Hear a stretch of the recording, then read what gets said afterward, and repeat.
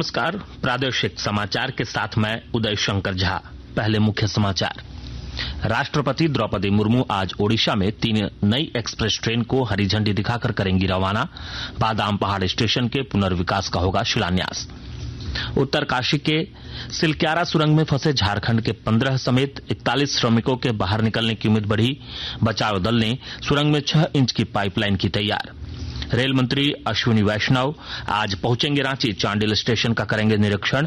रांची सांसद संजय सेठ कई rail project और नई ट्रेनों के संबंध में करेंगे मंत्री से बात।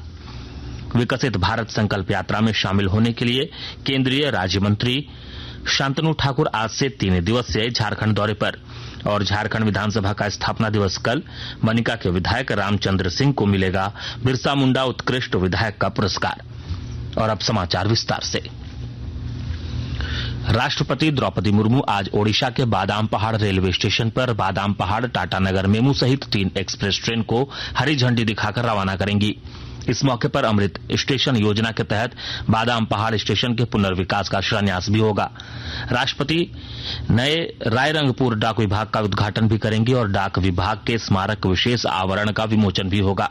इस मौके पर ओडिशा के राज्यपाल रघुवर दास, केंद्रीय शिक्षा कौशल विकास मंत्री धर्मेंद्र प्रधान, ओडिशा के मुख्यमंत्री नवीन पटनायक और केंद्रीय रेल मंत्री अश्विनी वैष्णव भी उपस्थित रहेंगे।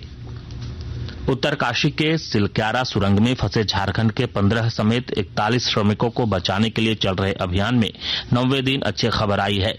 बचाव दल ने सुरंग के अंदर 6 इंच की पाइपलाइन तैयार कर ली है। इस पाइपलाइन के जरिए मजदूरों को सुरक्षित निकालने की उम्मीद बढ़ गई है। अब तक मजदूरों के साथ 4 इंच के पाइप के जरिए संपर्क किया जा रहा था। इसी के जरिए ऑक्सीजन, दवाएं और खाने की सामग्री भेजी जा रही थी। अब 6 इंच की नई पाइपलाइन के मदद से दाल, चावल, रोटी, सब्जी भी भेजी जा सकेगी। सुरंग में फंसे मजदूरों की मदद के लिए झारखंड की ओर से भेजे गए 3 सदस्यीय टीम के सदस्य भुवनेश्वर प्रताप सिंह ने बताया कि लगातार स्थिति पर नजर बनाए हुए हैं। उन्होंने बताया कि 3 से 4 दिनों में मजदूरों के बाहर निकलने की उम्मीद है। रेल मंत्री अश्विनी वैष्णव आज रांची आएंगे। वे टाटा से विशेष ट्रेन से पुरुलिया होते हुए रांची पहुंचेंगे। इसके बाद विमान से रात 8:20 पर दिल्ली के लिए रवाना होंगे। इससे पूर्व चांडिल स्टेशन पर सांसद संजय सेठ रेल मंत्री से मुलाकात करेंगे।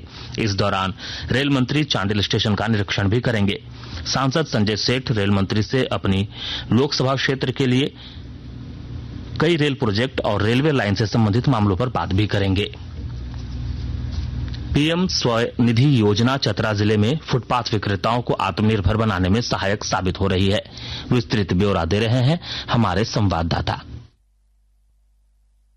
पीएम स्वनिधि योजना चतरा जिले में फुटपाथ विक्रेताओं को आत्मनिर्भर बनाने में सहायक साबित हो रही है। जिले के 962 शहरी फुटपाथ विक्रेताओं को बैंक की सहायता से अब तक 1,10,40,000 रुपए की आर्थिक सहायता उपलब्ध कराई गई है। पीएम स्वनिधि के अंतर्गत 10,000 रुपए से 50,000 रुपए तक का ऋण दिए जाने का प्रावधान है। चतरा जिले में 823 पाथ विक्रेताओं को 10,000 रुपए, 138 विक्रेताओं को 20,000 रुपए, वहीं एक फुटपाथ विक्रेता को 50,000 रुपए का ऋण उपलब्ध कराया गया है। डॉक्टर प्रशांत जयवर्धन, आकाशवाणी समाचार, चतरा।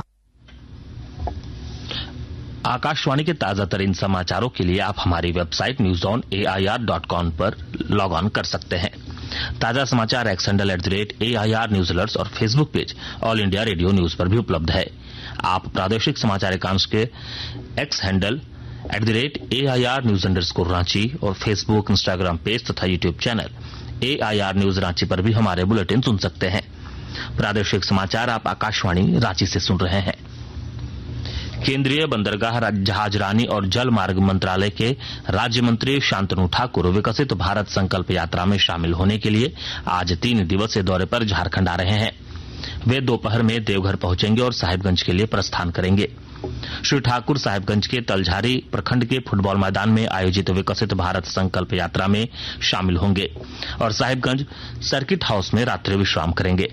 अगले दिन 22 नवंबर को केंद्रीय राज्य मंत्री पंचायत भवन, करनपुरा और तालझारी में विकसित भारत संकल्प यात्रा कार्यक्रम में भाग लेंगे।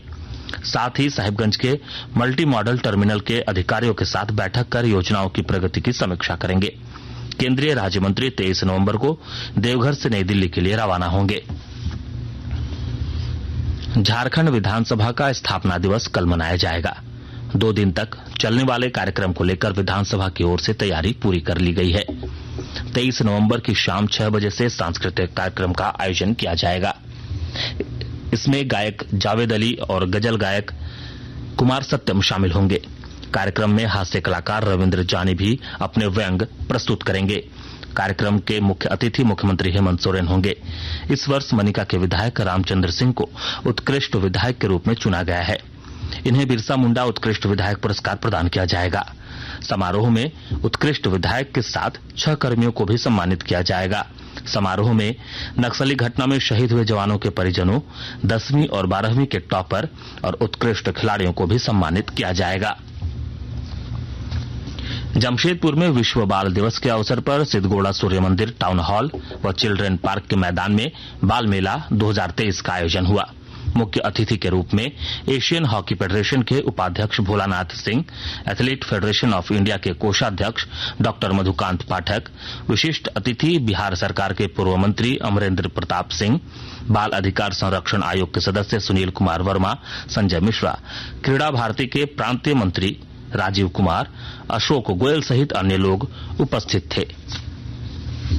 भारतीय अंतर्राष्ट्रीय फिल्म महोत्सव में भारतीय पैनोरमा आज से गोवा में शुरू होगा।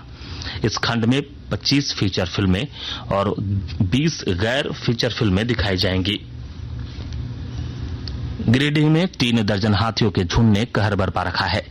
गिरिडीह और जामताड़ा जिले के सीमा पर डटे हाथियों ने गिरिडीह के अहल्यापुर थाना क्षेत्र के 2 लोगों को कल कुचल कर मार डाला।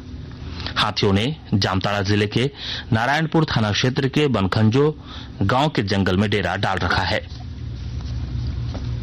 चतरा जिले के सदर थाना क्षेत्र के हसबो गांव के समीप हुई दुर्घटना में 2 लोगों की मौत हो गई।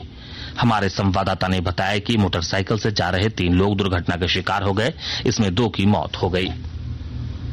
और अब अखबारों की सुर्खियां। राजधानी रांची से प्रकाशित होने वाले लगभग सभी अखबारों ने उत्तरकाशी के टनल में फंसे 41 मजदूरों को बचाने के लिए चल रहे बचाव अभियान की खबर को पहले पन्ने की सुर्खी बनाई है। प्रभात खबर ने लिखा है, सीबीआई ने नींबू पहाड़ मामले में पंकज मिश्रा पर दर्ज की प्राथमिकी, विजय हांसदा मामले की सुनवाई आज। दैनिक भास्कर लिखता है, झारखंड में 1 से अधिक शादी करने वाले राज्य कर्मियों की पहली पत्नी ही होंगी पेंशन की हकदार, रिटायरमेंट से 1 साल पहले एडवांस पर भी रोक। हिंदुस्तान की सुर्खी है, उत्तरकाशी में टनल में फंसे श्रमिकों के बचने की उम्मीद जगी। दैनिक जागरण लिखता है, राजस्थान में जनसभा को संबोधित करते हुए प्रधानमंत्री नरेंद्र मोदी ने कहा, सनातन को खत्म करना चाहती है कांग्रेस। अंग्रेजी अखबार हिंदुस्तान टाइम्स और द टाइम्स ऑफ इंडिया ने भी उत्तरकाशी में चल रहे 41 श्रमिकों के बचाव अभियान की खबर को पहले पन्ने की सुर्खी बनाई है। अंत में मुख्य समाचार एक बार फिर। राष्ट्रपति द्रौपदी मुर्मू आज ओडिशा में 3 नई एक्सप्रेस ट्रेन को हरी झंडी दिखाकर करेंगी रवाना। बादाम पहाड़ स्टेशन के पुनर्विकास का होगा शिलान्यास। उत्तरकाशी के सिलक्यारा सुरंग में फंसे झारखंड के 15 समेत 41 श्रमिकों के बाहर निकलने की उम्मीद बढ़ी। बचाव दल ने सुरंग में 6 इंच की पाइपलाइन की तैयार। रेल मंत्री अश्विनी वैष्णव आज पहुंचेंगे रांची, चांडिल स्टेशन का करेंगे निरीक्षण। रांची सांसद संजय सेठ कई रेल प्रोजेक्ट और नई ट्रेनों के संबंध में करेंगे मंत्री से बात। विकसित भारत संकल्प यात्रा में शामिल होने के लिए केंद्रीय राज्य मंत्री शांतनु ठाकुर आज से 3 दिवसीय झारखंड दौरे पर। और झारखंड विधानसभा का स्थापना दिवस कल। मनिका के विधायक रामचंद्र सिंह को मिलेगा बिरसा मुंडा उत्कृष्ट विधायक का पुरस्कार। इसके साथ ही आकाशवाणी रांची से प्रादेशिक समाचार का यह बुलेटिन समाप्त हुआ। नमस्कार।